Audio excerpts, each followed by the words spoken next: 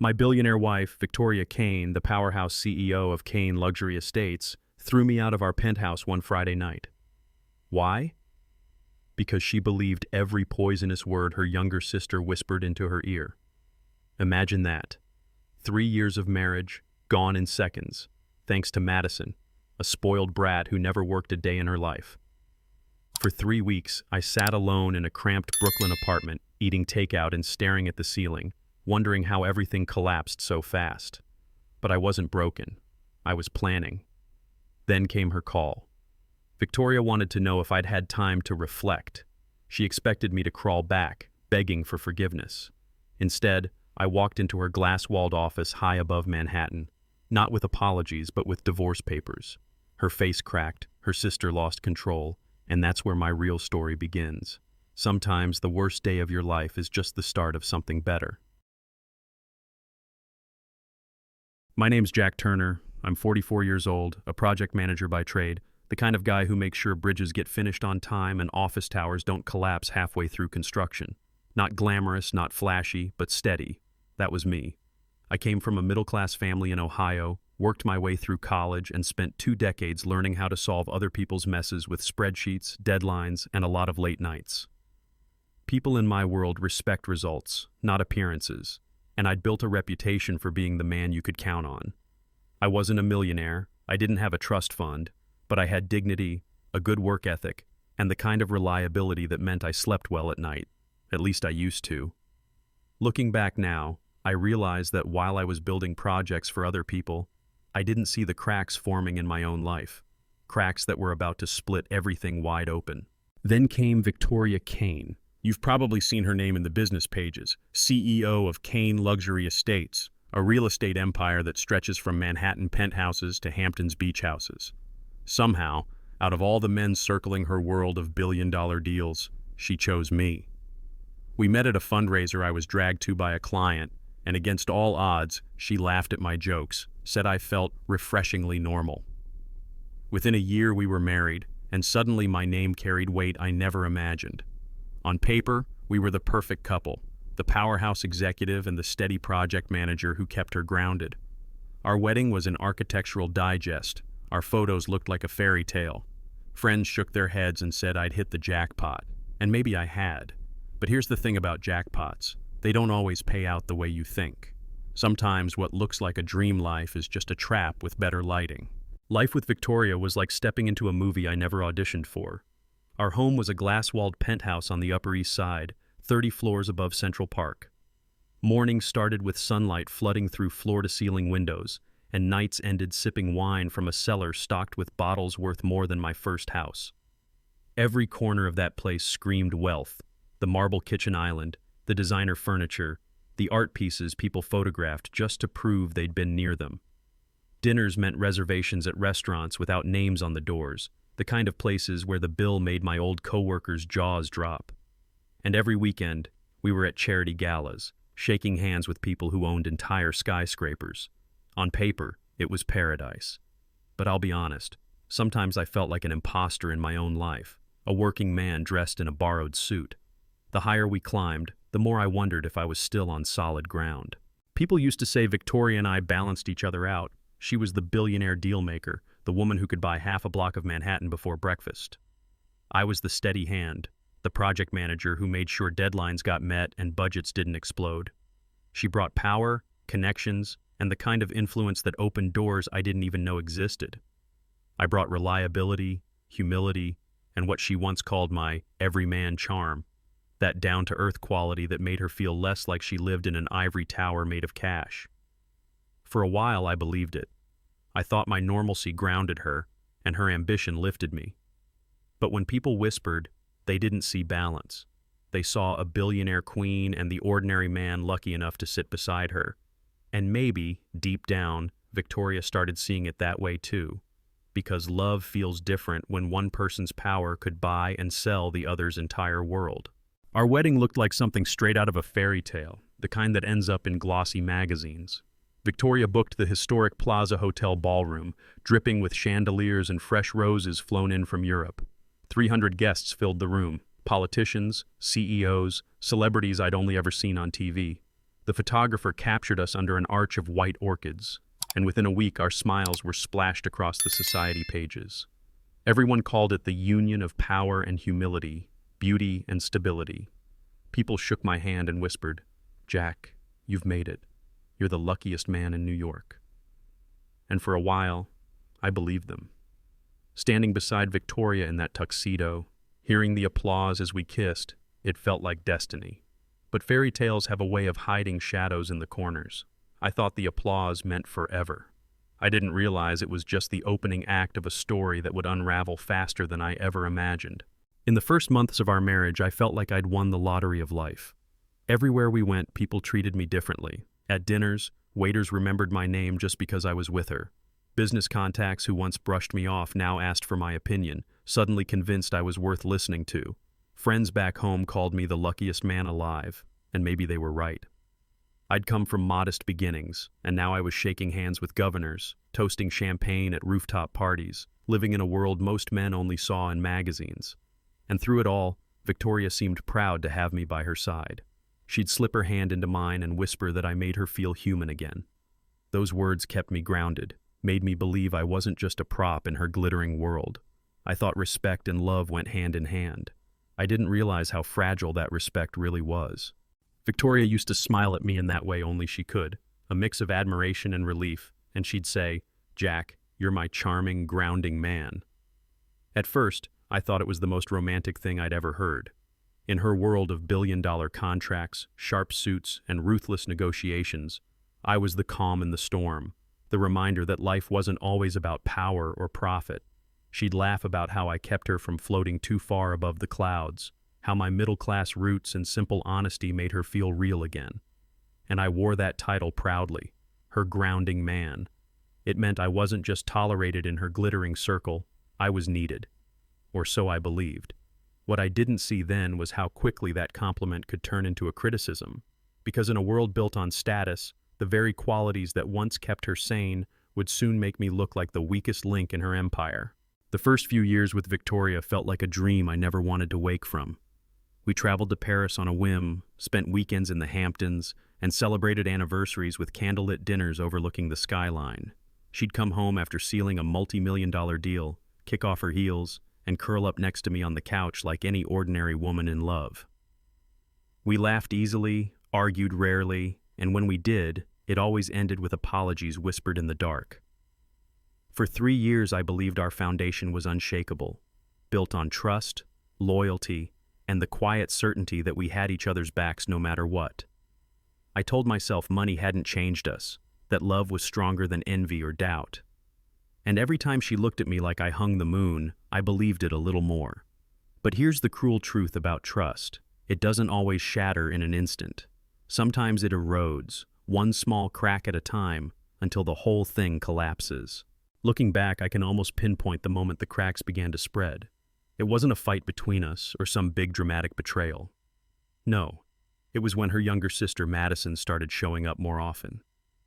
At first, I didn't think much of it. Madison was just 28, drifting through life without a job. But Victoria adored her. She'd invite her to dinners, family holidays, even casual evenings in the penthouse. And I wanted to be supportive. I told myself family mattered, that a little sisterly bonding was harmless. But every time Madison walked through that door, I felt the air change, like a storm cloud rolling in over a sunny sky. She'd smile sweetly, kiss Victoria on the cheek, and then glance at me like I didn't belong. I couldn't explain it then, but something in her eyes told me I was about to become the target of a game I didn't even know I was playing. Everything changed the day Madison decided to stay. Madison Kane was 28 years old and lived like rules were optional. Where Victoria was discipline and drive, Madison was chaos in designer heels. She didn't work, didn't even pretend to. Her career was posting filtered selfies at rooftop bars, all paid for with her sister's credit cards. Victoria called it supporting family. I called it freeloading with a trust fund twist. Madison's apartment downtown, Victoria paid the rent. Her therapy sessions, gym membership, endless shopping sprees, all billed to Kane luxury estates. And Madison wore her dependence like a badge of honor, strutting into rooms as if the world owed her something simply because she shared Victoria's last name. She had the looks, sure, tall, glamorous, always dripping in the latest fashion, but behind the gloss was a sharp edge. From the first time she sized me up, I could feel her judgment. In Madison's eyes, I wasn't a husband. I was an obstacle standing between her and her sister's fortune. Madison lived off Victoria with the confidence of someone who thought it was her birthright. Rent, covered, designer wardrobe, swipe Victoria's Amex, weekend spa trips, juice cleanses, $1,000 manicures, all courtesy of the woman running a billion-dollar empire while Madison slept until noon. She called it family support. I called it a parasite with better clothes. And the thing was, she didn't hide it. She flaunted it. At dinners, she'd brag about her busy schedule, which usually meant brunch, Pilates, and shopping on Fifth Avenue. She'd raise her glass like she earned it, when the only thing she'd ever earned was a reputation for burning through her sister's money faster than most people burn through paychecks. Watching her operate was like watching someone practice entitlement as an Olympic sport, gold medal level. And while Victoria indulged her, smiling like it was harmless, I could see the truth plain as day.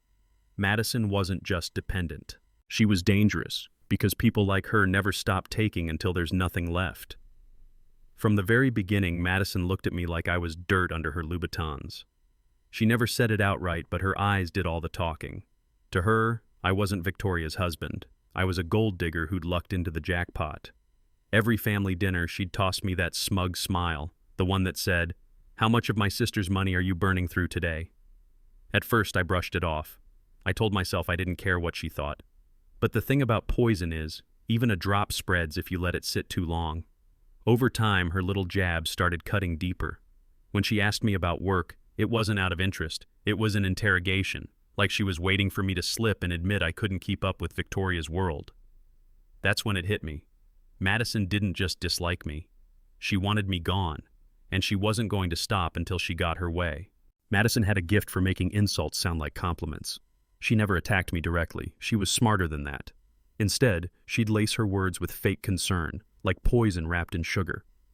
At the dinner table, she'd lean toward Victoria and say, "Isn't it sweet how quickly Jack's adjusted to your lifestyle? It's almost like he was born for luxury." On the surface, harmless. But the message was clear. I was too comfortable spending money I hadn't earned. Another night, she'd smirk and ask, "So, Jack, did you manage any stressful projects today? Or is the office keeping it light for you?" The table would laugh politely, but I could see Victoria studying me, as if Madison's jabs had planted doubts she didn't even know she had. That was Madison's talent, making me look small without ever raising her voice. And every time she did it, I felt the ground shift a little more under my feet. Family dinners should have been moments of comfort, but with Madison at the table, they felt like interrogations under crystal chandeliers. Victoria would sit at the head, elegant and commanding, describing her latest multi-million-dollar deal while sipping wine older than I was. I'd chime in with something about my projects, bridge deadlines, office towers, things that kept real people employed. But before I could finish, Madison would tilt her glass and smirk, twisting the moment. "Fascinating, Jack," she'd say, voice dripping with sarcasm. "You really make construction sound almost important." Everyone would chuckle politely, but I could feel the sting. Victoria didn't laugh. She just watched me closely, as if she were suddenly measuring whether I truly belonged at that table. Every fork clinked louder, every silence stretched longer. I used to look forward to those dinners. Now I dreaded them, because no meal tastes good when someone's feeding poison across the table with every bite. It started small, so small I almost missed it. Victoria's gaze, once warm and certain, began to linger a little longer, like she was trying to solve a puzzle instead of looking at her husband. When I came home from work, she no longer asked, "How was your day, sweetheart?" with genuine curiosity. Instead, it was sharper. "So what exactly did you accomplish today?" Her laugh, once effortless, turned polite, like she was humoring me. At first, I told myself she was stressed. Running a billion-dollar company would do that to anyone. But deep down, I knew. Madison's whispers had taken root. Every smirk across the dinner table, every passive-aggressive jab had done its damage. I could feel my wife pulling away, inch by inch, as if the life we'd built together was suddenly under review. And the hardest part wasn't the words, it was her eyes. Because trust doesn't always leave with a scream. Sometimes it slips away in silence. Madison's favorite weapon wasn't rage, it was suggestion. She'd sit with Victoria during their so-called sister bonding nights, glass of wine in hand, and drop lines that sounded innocent but cut deep. "You're so generous, Vic. I just hope people around you don't take advantage of that beautiful heart." Or, "Jack seems very comfortable in this lifestyle. Almost too comfortable." She never accused me directly. That would have been too obvious. Instead, she planted seeds, letting Victoria's imagination do the rest. Soon, I noticed my wife studying every purchase I made, every time I dressed a little sharper for work, every night I stayed late at the office. The anniversary fund I was building in secret, money I set aside for a trip to Italy, suddenly looked suspicious when Madison whispered the right words. And once suspicion enters a marriage, it doesn't need proof. It just needs repetition. Madison knew that, and she was watering those seeds daily. I began to realize I wasn't just living with Victoria anymore, I was fighting a war I couldn't see. Nothing was said outright. No direct accusations, no shouting matches, just shifts. The way Victoria's questions carried an edge, the way Madison's smirk lingered like a shadow in the room even when she wasn't there. It was as if every word I spoke had to pass some invisible test, one I hadn't been told the rules for. And every time I tried to bring it up, tried to tell Victoria that her sister was undermining me, her eyes went cold. "Sabrina loves me, Jack. She'd never lie to me." Just like that, the jury was decided before I even opened my mouth. It wasn't an argument anymore. It was a trial where the verdict had already been written. I wasn't a husband fighting for trust. I was a defendant trying to survive cross-examination in my own home. The first real fight came on a Tuesday night. I'd had enough of Madison's poison, enough of the sideways glances and the subtle digs. So I finally told Victoria the truth. "Your sister is trying to tear us apart." I expected shock, maybe even a little doubt. Instead, she looked at me like I'd accused Madison of running a drug cartel. "Jack, don't be ridiculous. Madison loves me. She's just protective."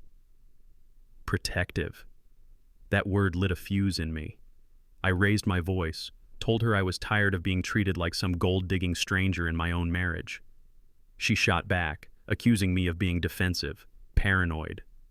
Suddenly, we weren't two people in love. We were opponents, standing on opposite sides of a line Madison had drawn without lifting a finger, and when the shouting stopped, the silence was worse. Because in that silence, I could feel something sacred snapping, like trust had just cracked, and there was no glue strong enough to put it back.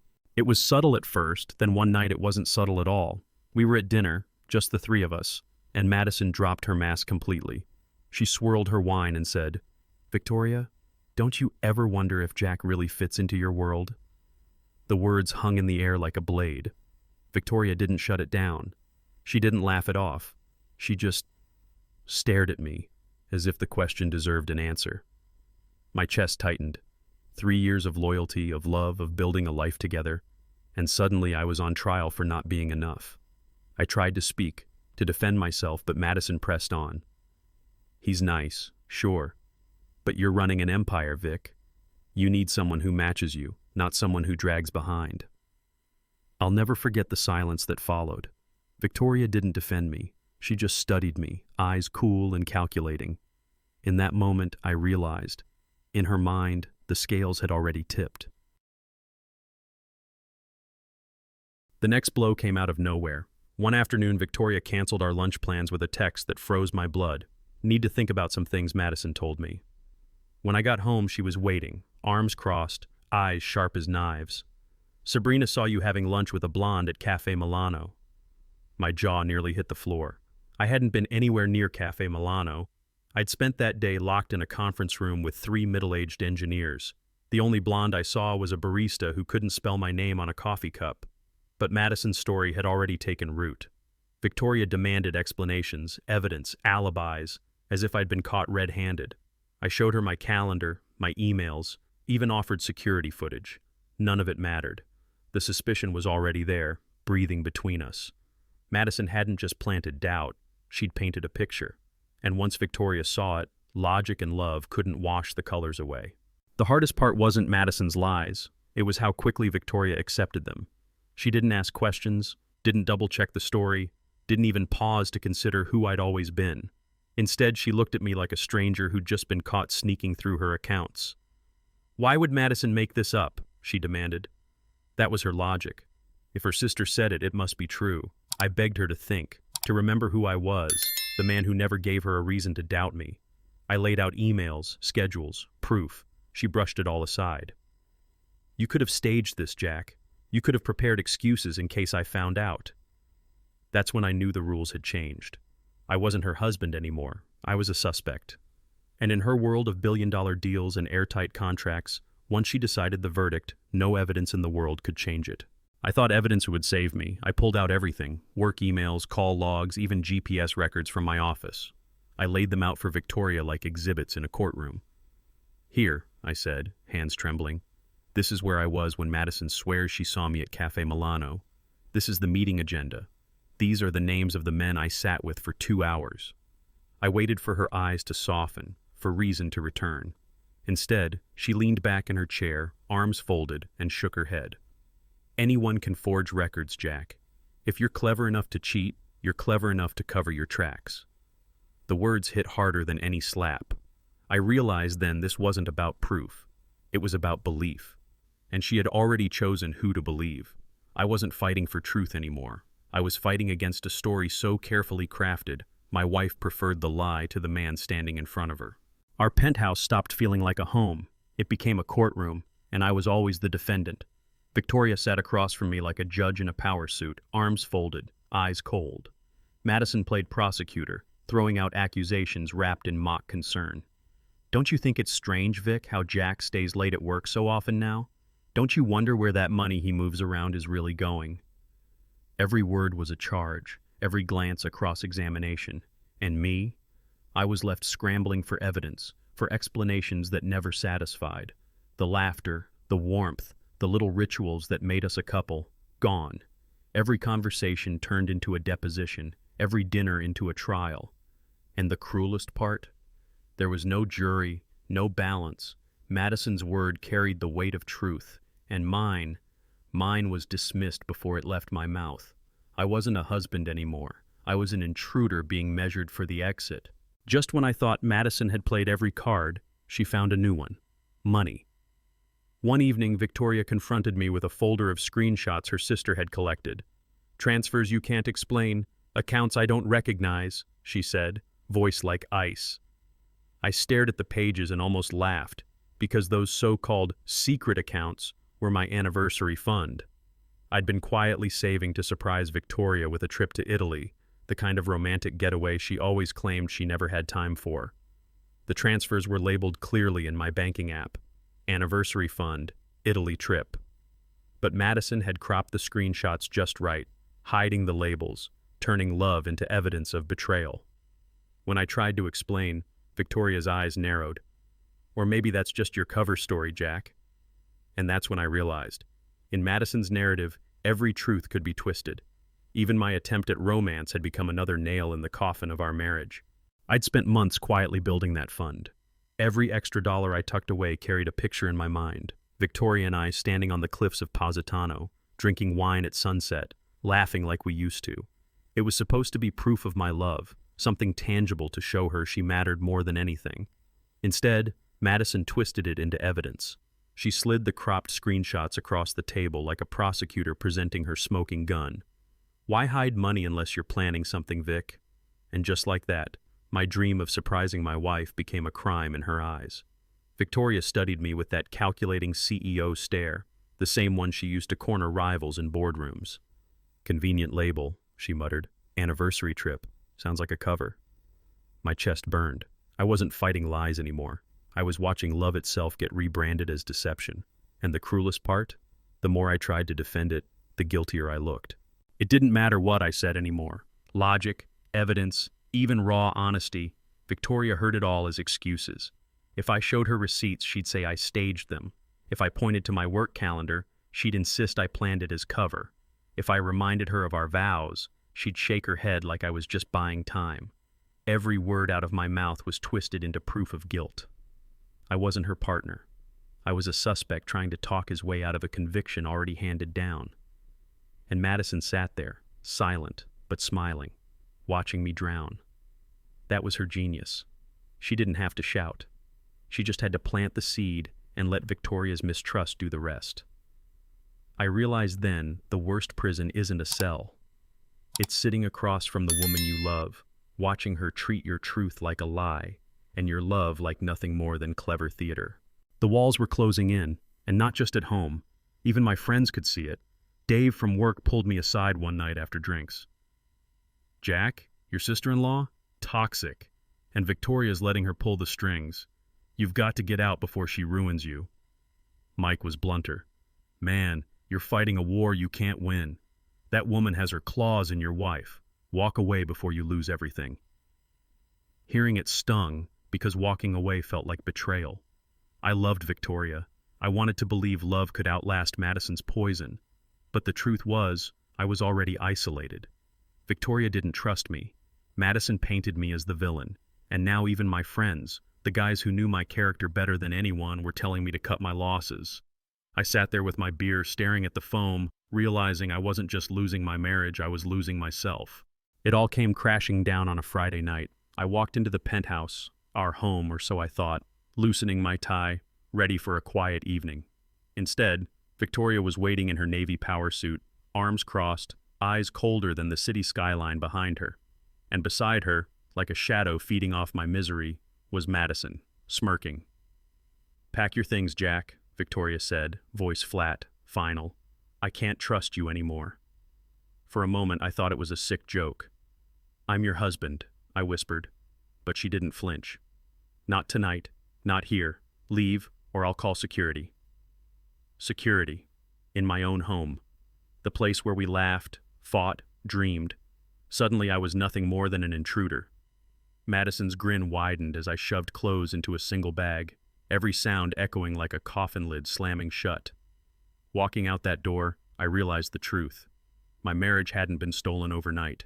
It had been poisoned slowly, until there was nothing left to save. The door shut behind me with a sound I'll never forget, like a coffin ceiling. I stood on the sidewalk of Fifth Avenue, the city buzzing with Friday night life, while I clutched a single duffel bag. 3 years of marriage, reduced to whatever I could pack in 10 minutes under my wife's glare and her sister's smirk. People brushed past me without a glance, as if I was just another man who didn't belong. Shame burned hot in my chest, but beneath it, something strange flickered. Relief. For the first time in months, I wasn't defending myself. No accusations, no courtroom dinners, no silent trials under my own roof. Just me, the bag, and the cold October air. It was pathetic, humiliating, and yet freeing. They thought they'd broken me, left me crawling. What they didn't realize was that exile can feel a lot like freedom, if you're finally done pretending to be guilty of crimes you never committed. I landed in Brooklyn with nothing but my duffel bag and the kind of hollow silence you only feel when the world's moved on without you. My new place was what realtors call cozy. 600 square feet of peeling paint, creaky floors, and a fridge that hummed like a dying tractor. After years in a penthouse with marble counters and a wine cellar worth more than my college education, this shoebox felt like exile. But it was mine. No one could kick me out. No sister-in-law poisoning the air. No wife cross-examining me like I was on trial. Just me, 4 walls, and the sound of the upstairs neighbor practicing what I can only describe as interpretive dance at 2 a.m. It was humiliating, yes. A billionaire's husband turned into a man with a leaky faucet and cereal for dinner. But as I sat on that sagging couch, I realized something important. For the first time in months, the silence wasn't hostile. It was mine. Those first weeks in Brooklyn were brutal. I'd wake up to the sound of the radiator clanking like it was dying, stare at the cracked ceiling, and wonder how the hell I'd gone from Central Park penthouse views to this. Breakfast was instant coffee and a stale bagel from the corner deli. Dinner? Usually takeout Chinese eaten straight from the carton because I didn't even own plates.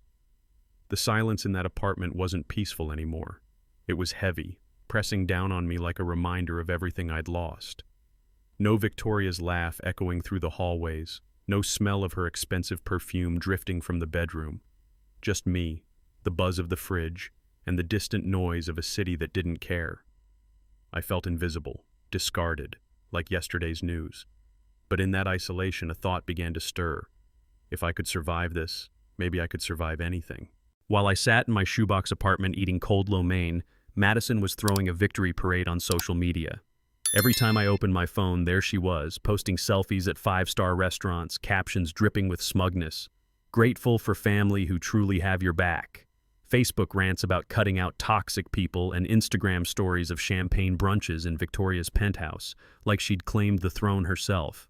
She wasn't just celebrating my exile, she was advertising it, painting herself as the loyal sister who'd saved Victoria from a con man. Each post was a knife twist, a digital middle finger aimed right at me. But something nagged at me. For all her noise, Victoria was silent. No posts, no public declarations, no triumphant interviews, just Madison, louder than ever, strutting on borrowed power. And as much as it burned to watch, that silence from Victoria told me something. The story wasn't over yet, not by a long shot. The more Madison flaunted her victory online, the more uneasy I became. She was everywhere, posing with Victoria's champagne, sitting in Victoria's car, even tagging herself in Victoria's office. But Victoria herself? Silent. No press releases, no new business deals, no bold quotes in the financial pages where her face usually popped up like clockwork. It didn't fit. Victoria loved the spotlight. She thrived on projecting power. And yet now, when she supposedly had all the leverage, she was quiet. Too quiet. I started noticing patterns. Madison's posts were always from the same handful of places. The penthouse, one cafe, a couple of restaurants. Nowhere new, nowhere wide. For someone supposedly living her best life, she wasn't moving much at all. I couldn't shake the thought Madison was making noise to distract people while Victoria was hiding something. I didn't know what yet, but my gut told me the real story hadn't even started. If Madison wanted to win on drama, I'd fight with facts. That's what I was good at. Details, patterns, problems hiding in plain sight. So I turned my focus to Kane Luxury Estates, Victoria's empire. Public filings, shareholder reports, city records. I devoured them all like a man starving for answers. And soon, cracks appeared. Deals that were supposed to close had quietly fallen apart. Investors were pulling back. A development project Victoria had championed for years was suddenly tangled in regulatory red tape. It wasn't catastrophic, not yet, but for a company built on reputation and momentum, the silence was deafening. Madison could plaster Instagram with champagne smiles all she wanted, but Kane Luxury Estates was wobbling. I'd seen it before in projects gone wrong. When the surface looked too perfect, the foundations were already crumbling. For the first time since being thrown out, I felt something I hadn't in weeks. Hope. Maybe I wasn't the one on trial anymore. The deeper I dug, the clearer it became. Victoria wasn't running her empire alone. Madison had her claws in it, and deep. Credit card bills in Victoria's name for things she'd never use. Luxury apartment rent mysteriously covered by company funds.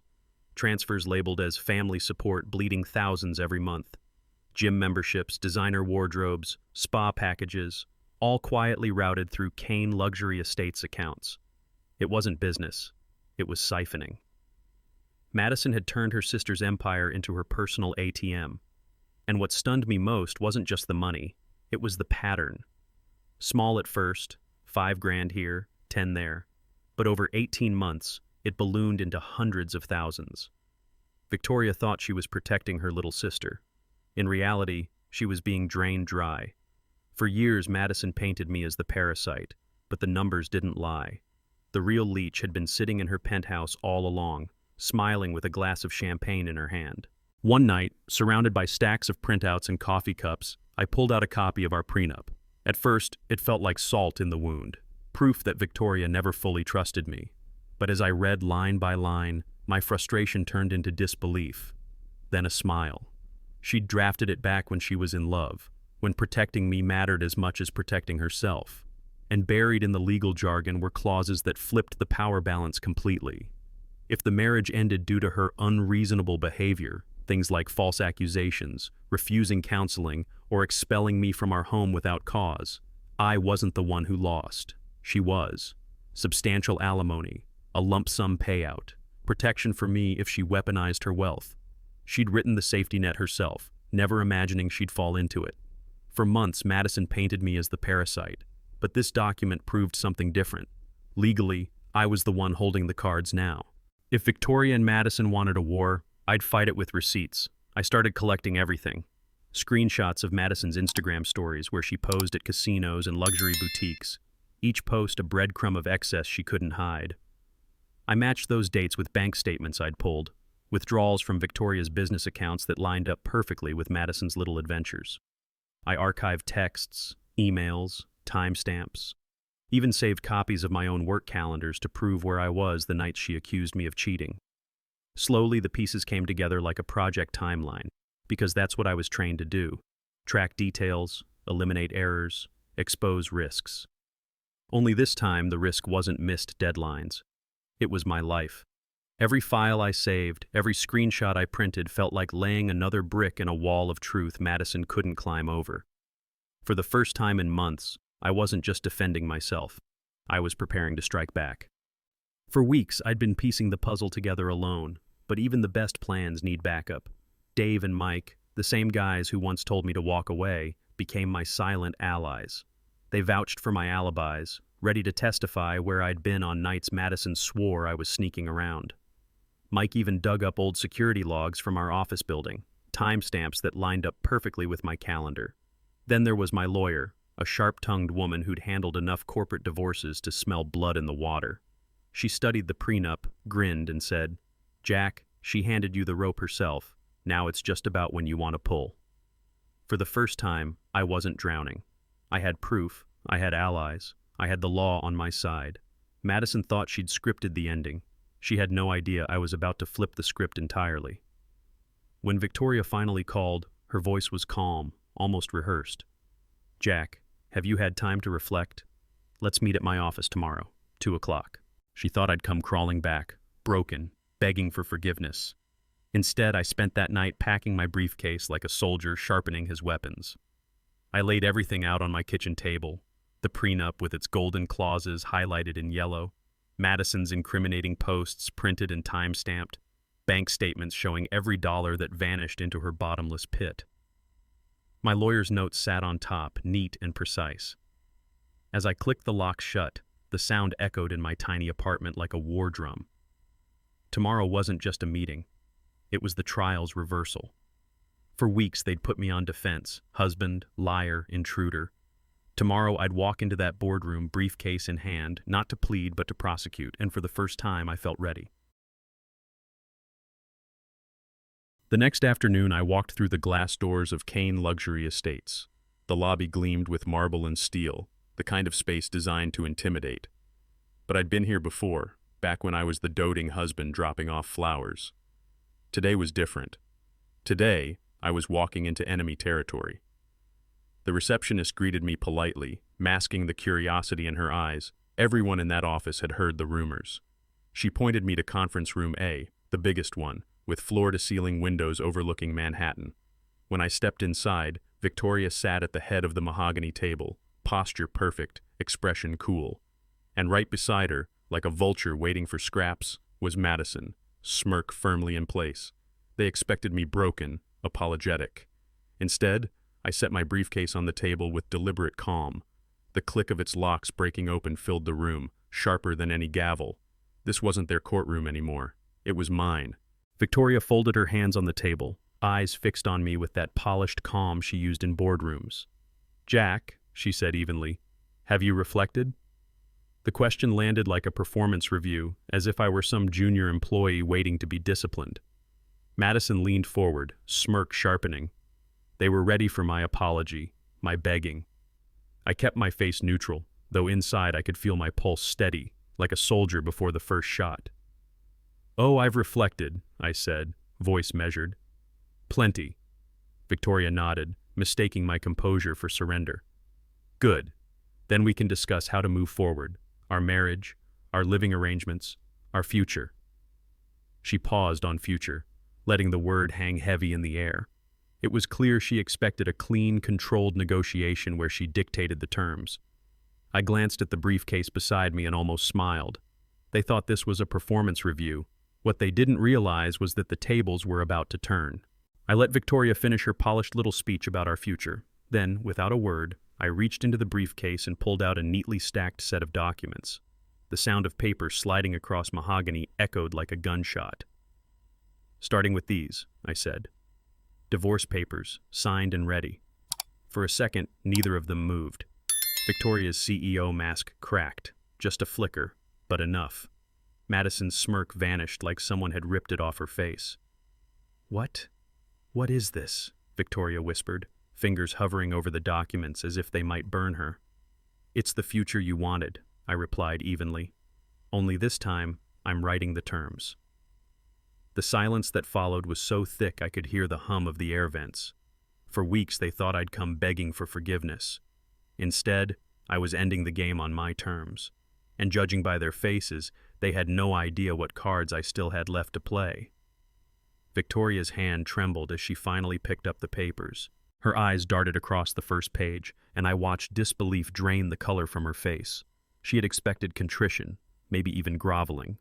Instead, she was staring at the end of her marriage in black and white.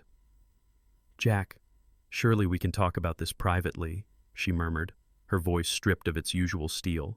But Madison couldn't stay quiet. She slammed her palm on the table so hard the water glasses rattled. "You can't do this," she spat, her voice climbing to a shriek. "You don't get to walk in here and ruin everything. You're guilty, and we all know it." The mask was gone now.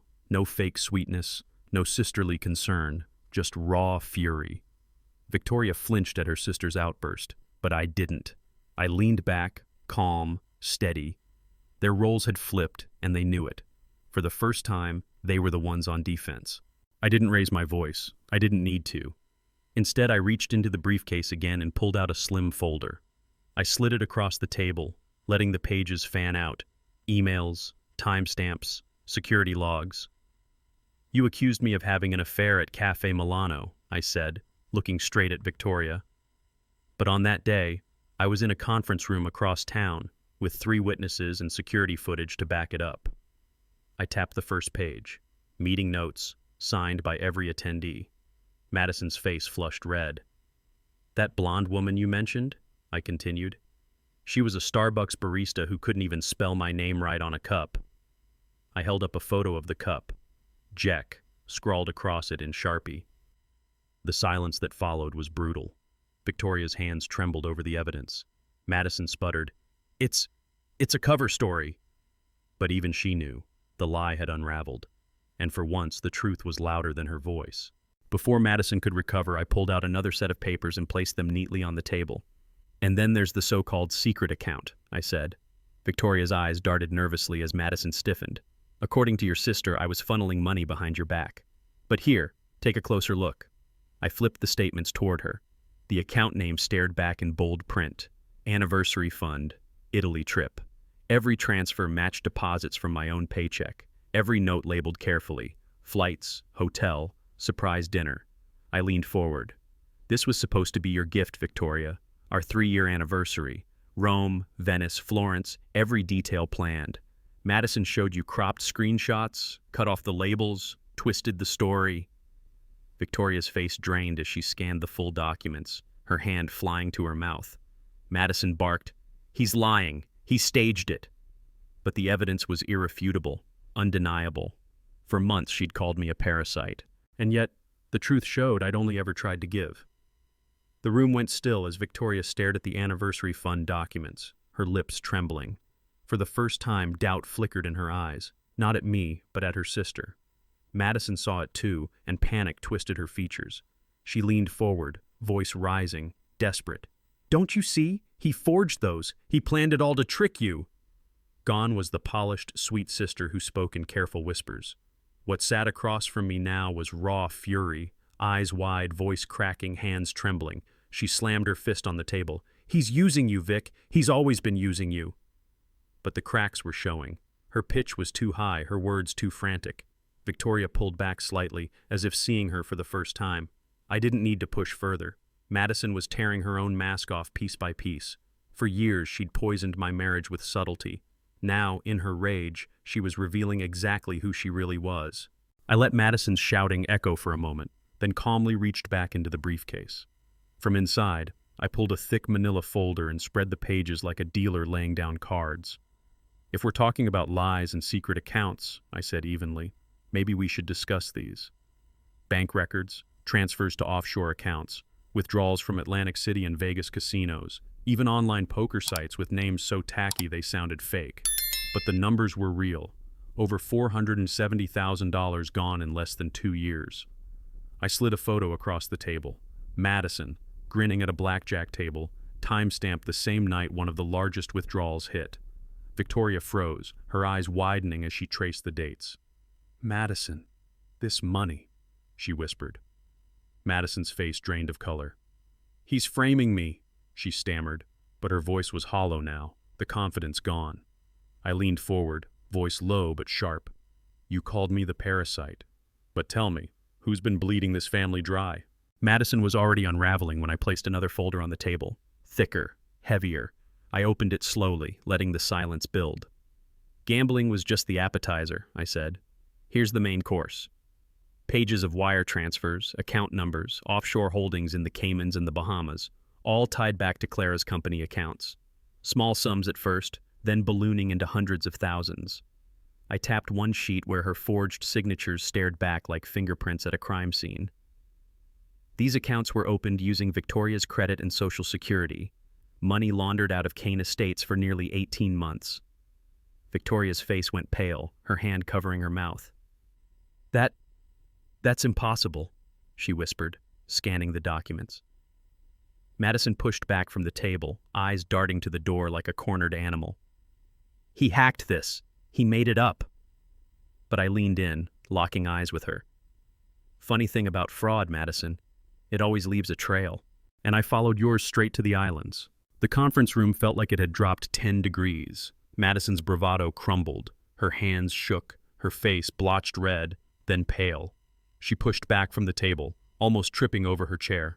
"It's not what it looks like," she screamed, her voice cracking. "I was going to pay it back. I just needed time." Victoria rose slowly, still holding the offshore documents, her knuckles white. Her gaze wasn't on me anymore. It was locked on her sister. "You forged my name," she whispered, her voice trembling with fury. "You stole from me, from my company, from everything I built." Madison's tears came hot and ugly. "I did it for us, for family," she wailed, but the words rang hollow, bouncing off the glass walls like a bad echo. For the first time, I watched Victoria see her sister clearly, not as the protective sibling she defended, but as the parasite she'd let destroy everything. Sisters once united, now standing on opposite sides of a war. Madison collapsed back into her chair, mascara streaking down her face, sobs turning into guttural wails. "Vic, please, you can't let him do this. I'm your sister," she gasped, clutching at Victoria's sleeve like a drowning woman. But Victoria pulled away, her face ashen, her eyes hard. For years she'd defended Madison. Now, staring at the forged signatures and casino selfies, there was nothing left to defend.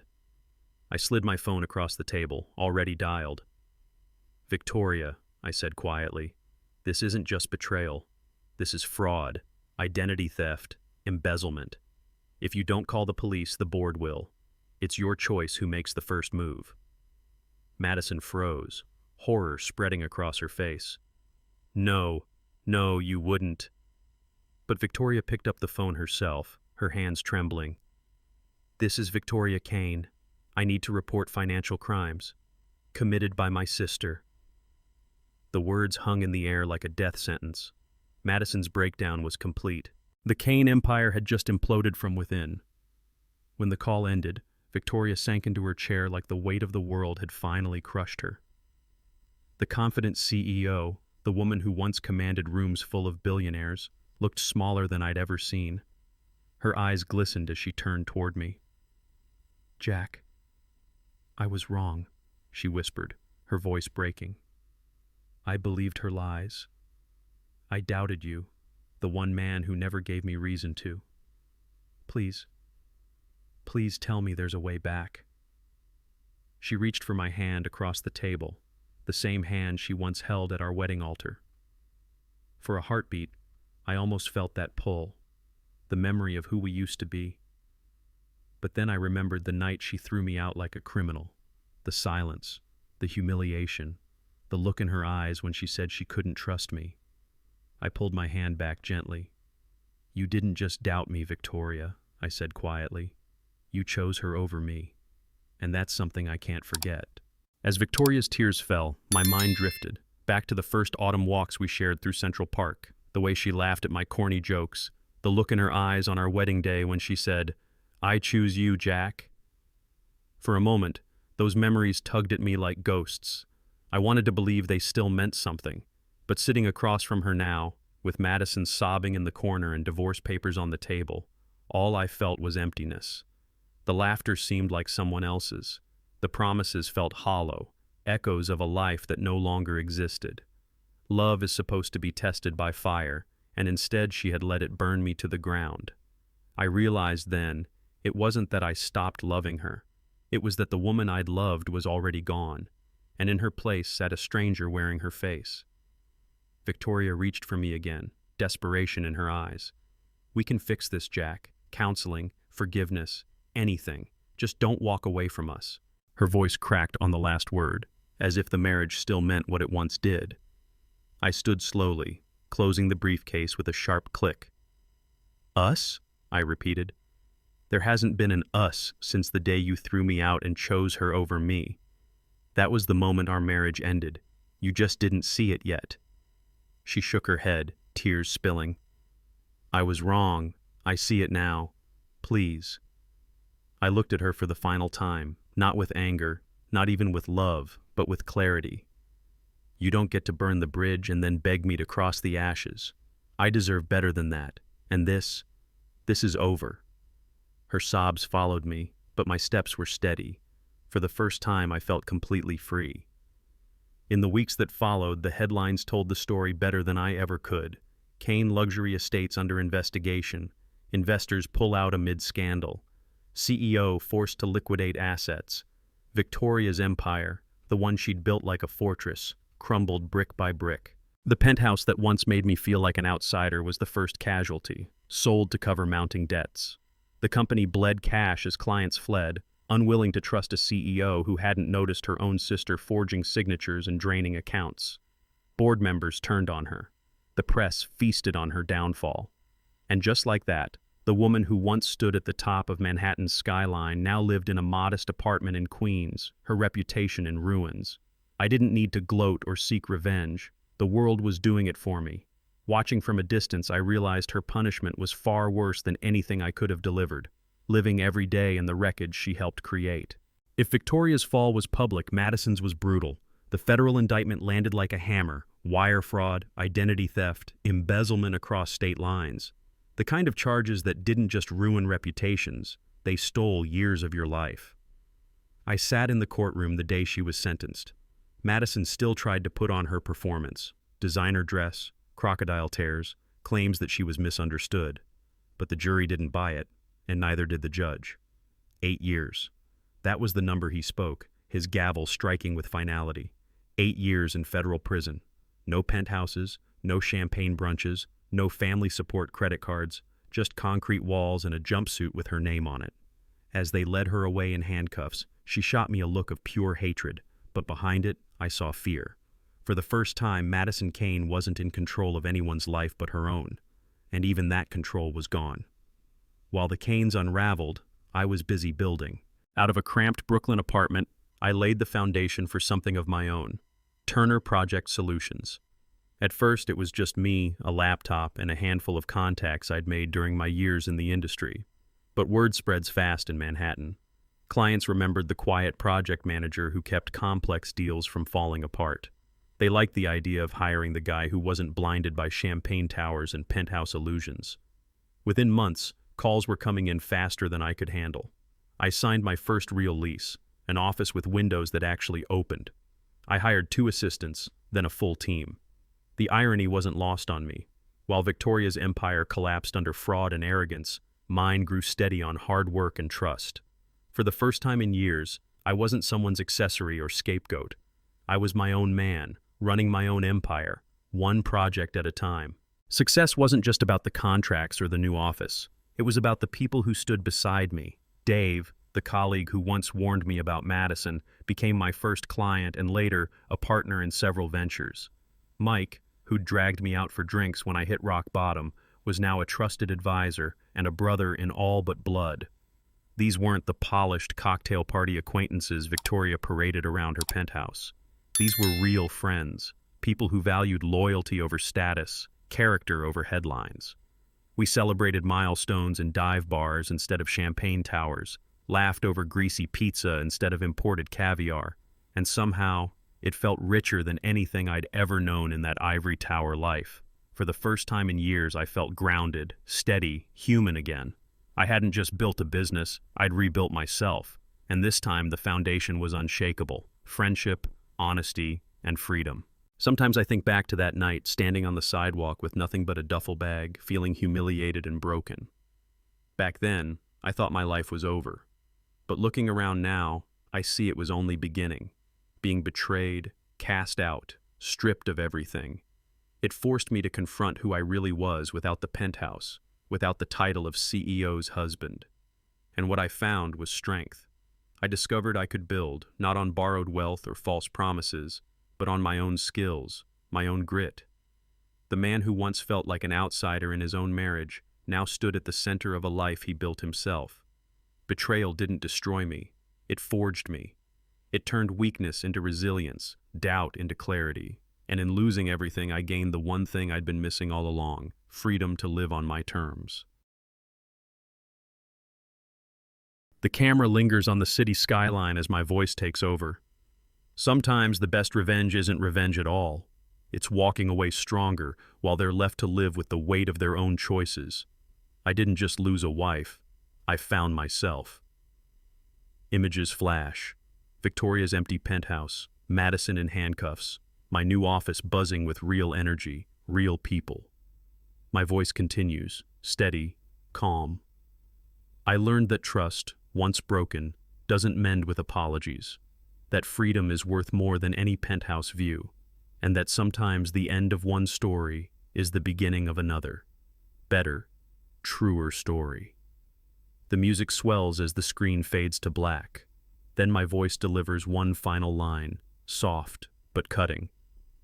Tell me, would you take her back or walk away? A beat of silence.